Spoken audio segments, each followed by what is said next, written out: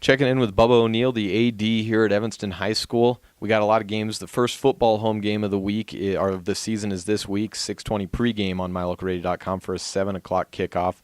Volleyball team will not be playing on Wednesday. It was originally scheduled. It has been taken off, so if you haven't seen that, there is no volleyball game at Cokeville. It's just freshmen girls.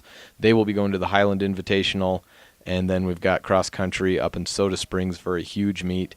As you've gotten your first week of activities underway, Bubba, but now the first week of school, what are your thoughts going into this? You know, again, it's just exciting to have so many kids involved in our activities.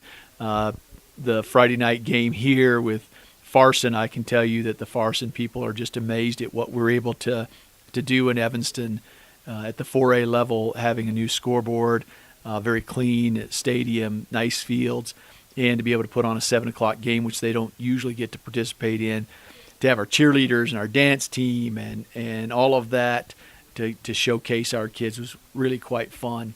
But that week is over. You know, our varsity team's got that first week under their belt. Now it's time to see what kind of improvements we can make in the next week, and that's what's fun, to see that big step that these kids will make after 1 week of play and then practice, and the coaches can make adjustments. I was at the first football game of the year against Cheyenne South that ended up being South's biggest win ever. They got them 42-10 under a new coach, Dan Gallis, that I thought did a very good job with a new bunch of kids in a short amount of time. You were a football coach at some point, so when something like that happens week one, when you've been preparing for all this, and you have an opponent like Gillette the next week, where do you start when you go back to work on that Sunday? Well, number one, our kids need to understand that they're going to have tough situations, and they need to find a way to fight through those. And that's a hard thing to teach kids. The best thing is put them in those situations as much as you can in practice and show them that they can overcome just about anything. And I think they're going to have to overcome a very poor week. There's no question about it. They had high expectations.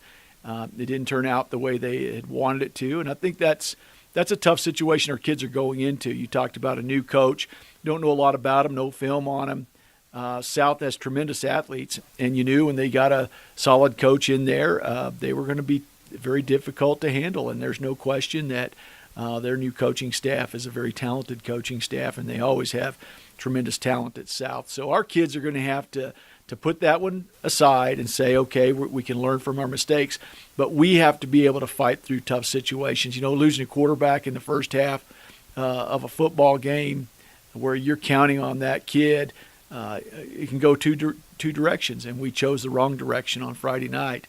It went from a 14-10 game to a 42-10 game, which is not the end we want to be on there. But our kids need to learn to fight. They need to learn that no matter what the situation is, there's always a way out. And I think our coaches will do a great job of helping them understand that. And one more thing that goes along with that, in 1997 we won a state championship. That's the most talented football team that I think Evanston's ever had. And they lost their first game out. I don't know if many people remember that, and then they dominated for the rest of the season. So clean slate. They start all over today at practice, and I think you're going to see some great adjustments, and we'll compete with Gillette. When I got back on Saturday night, I was actually talking to one of the members of that 1997 state championship team about the outcome of the football game and talking about back in those days. Were you a part of that team? No, I was coaching at that particular time, but I mean as a coach. No, I was on the staff, but I was not with the varsity staff at that time. The Highland Invitational for volleyball up in Pocatello is a varsity only, so it'll. We don't really have any game times. They don't provide any. We just know games start at 3 p.m. on Friday, and you play until you're done, and then we'll figure out. We'll be there to cover those games on Saturday. This isn't really something that, with the varsity only tournament, it's going to be varsity only, but I know you've been going to a lot of meetings, and anyone that's been watching any news knows there's budget cuts. How is that going, and how stressful is this time as an AD to try and keep your kids in a state where you have to travel so far and so long involved in all this, and then also realize what you're going to have to make concessions in? Yeah, that's not easy because there are traditions that you have to overcome. I think the expectation is that all kids go and all kids get to be a part of these situations. But not only the budget cuts, but the focus on staying or keeping kids in the classroom, that's a big issue. And for parents and for kids, And even for our coaches, it's a change, and it's going to be a difficult change to start with. But on the other side of it, there will be 12 girls that go, and those girls will be the entire focus, and it gives them an opportunity to be the focus. Rather than taking 25, 30, 35 kids to an event, it's 12, and the focus is just on those 12.